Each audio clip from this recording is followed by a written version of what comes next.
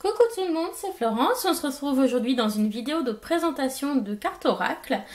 Donc aujourd'hui, je vous présente The Fairies Oracle de Brian Froud. Donc voilà, là c'est le nom de l'illustrateur, là c'est le nom de la dame qui a écrit le livre.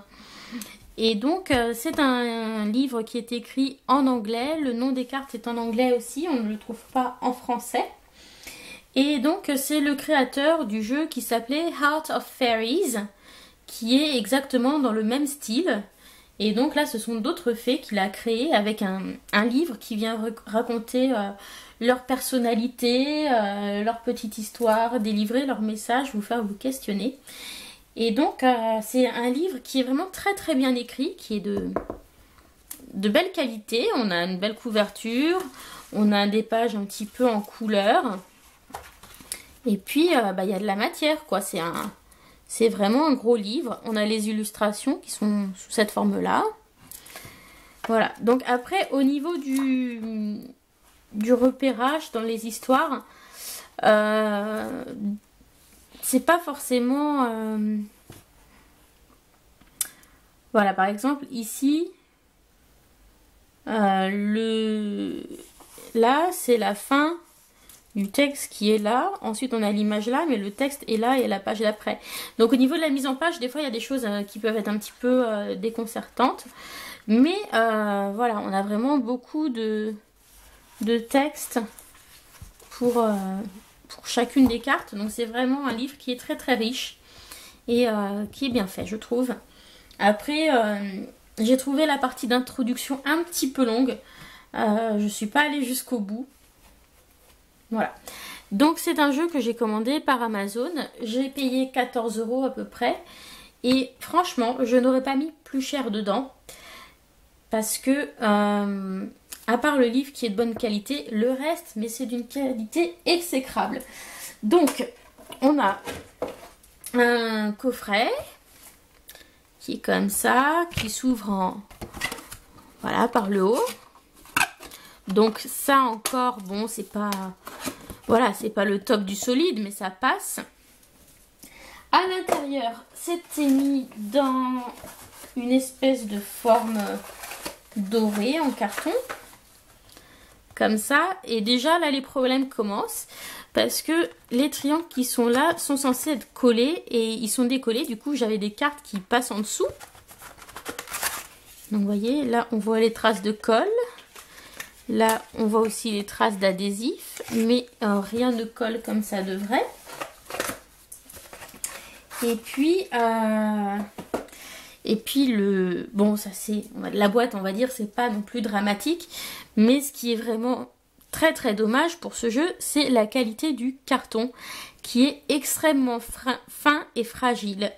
Et du coup, quand j'ai ouvert le jeu, les cartes étaient reliées ensemble par un petit morceau de plastique là qui faisait le tour, qui était collé autour des cartes. Et en fait, eh bien, ça m'a endommagé la carte qui était sur le dessus.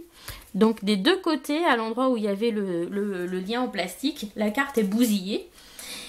Et j'ai hésité franchement à renvoyer le jeu. Et je me suis dit, de toute façon, vu la qualité du carton, je risque de tomber sur un jeu qui est pire.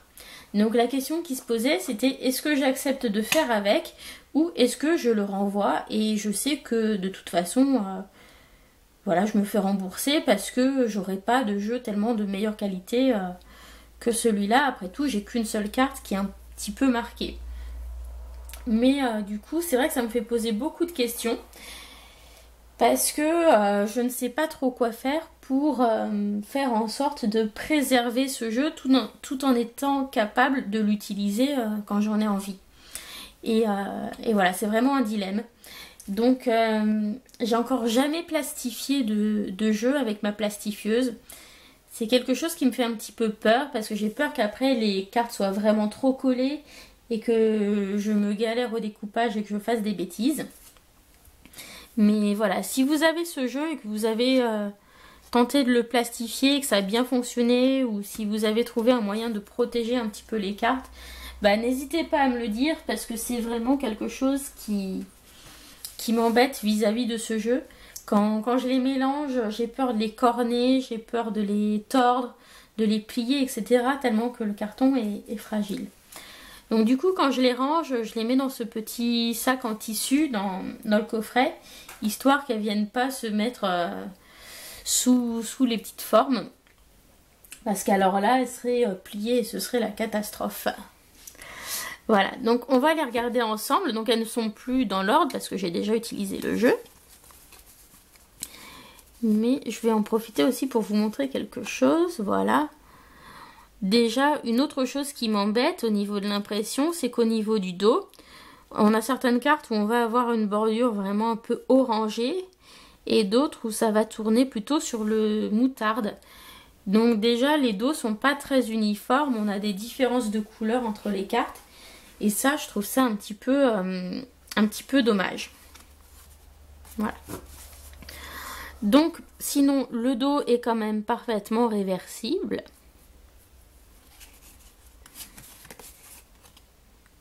Voilà, puisque dans le livre, il y a une signification particulière lorsque la carte est renversée.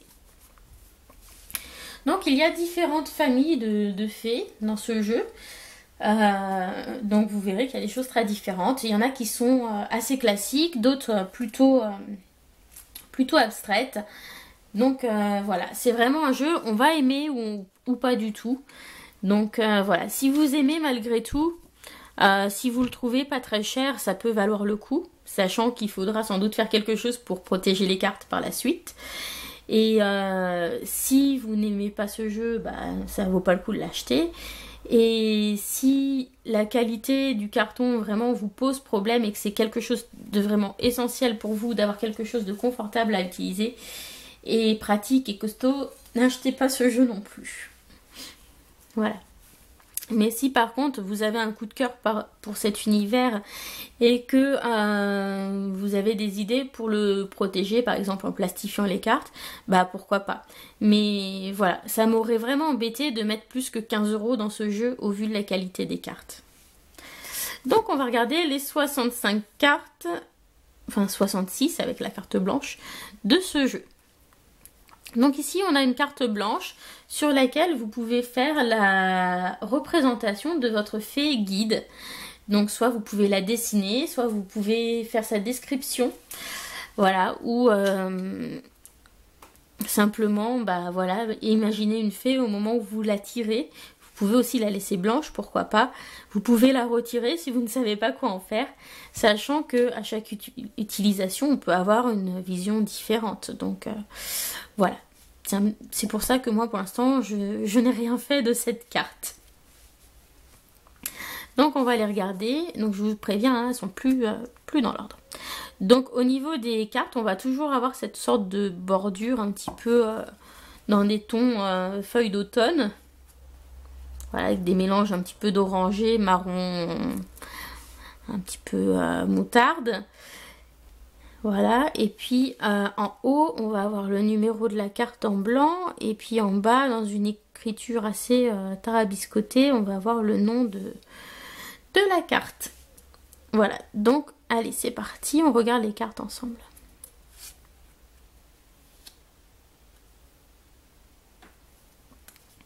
Voilà, mais sinon, artistiquement, je trouve ça très sympa. On a des choses très variées.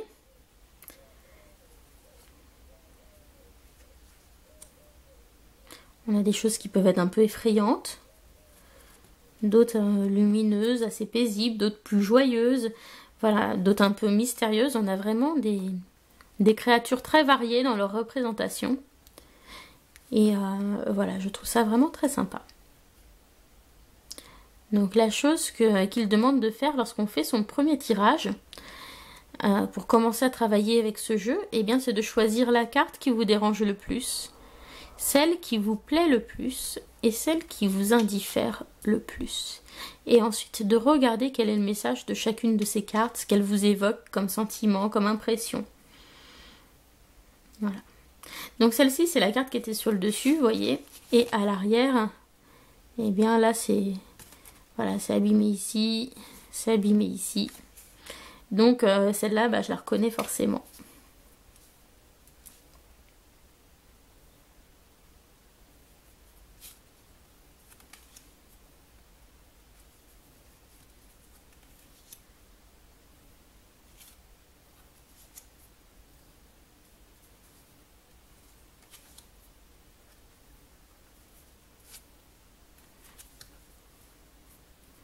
Mais voilà, je trouvais qu'il y a quand même un certain talent dans ces illustrations. On a des choses vraiment très minutieuses.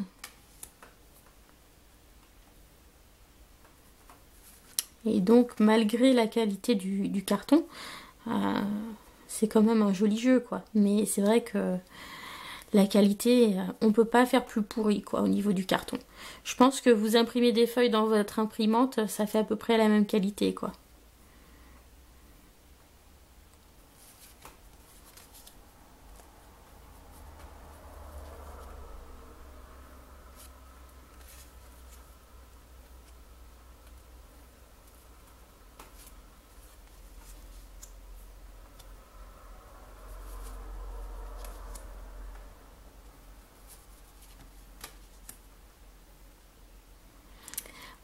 Vous verrez aussi que, par exemple, je pense avec ce personnage-là, on retrouve certains personnages dans différentes cartes. Et du coup, eh bien, on peut avoir des renvois à d'autres cartes quand vous allez être dans l'interprétation. Et ça, c'est plutôt sympa aussi de les retrouver dans différentes situations. Voilà, ça permet aussi de compléter sa lecture des cartes.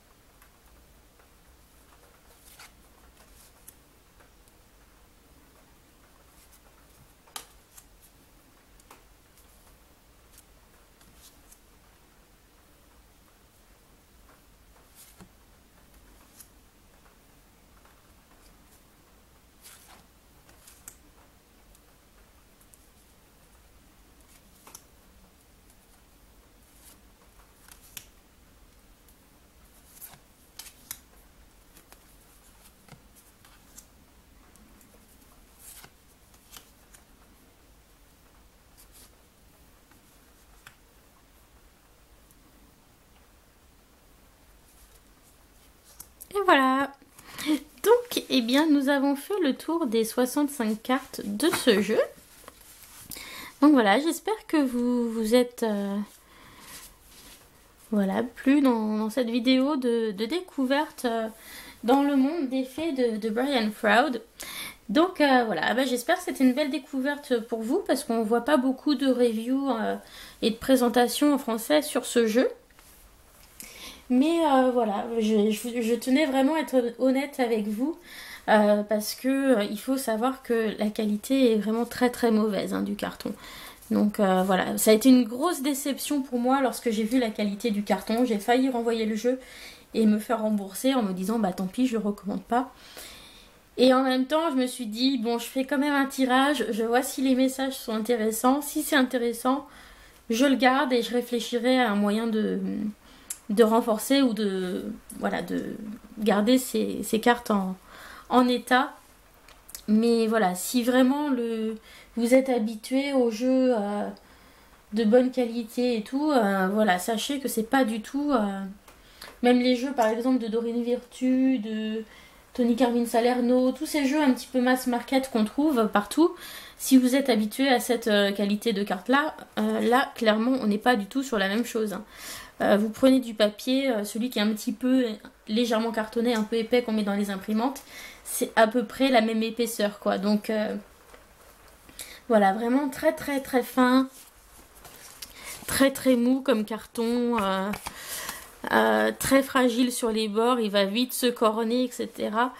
Donc voilà, il faut faire attention quand on les mélange, il faut faire attention quand on les range. Voilà, donc je préférais vous prévenir au cas où il vous plaît.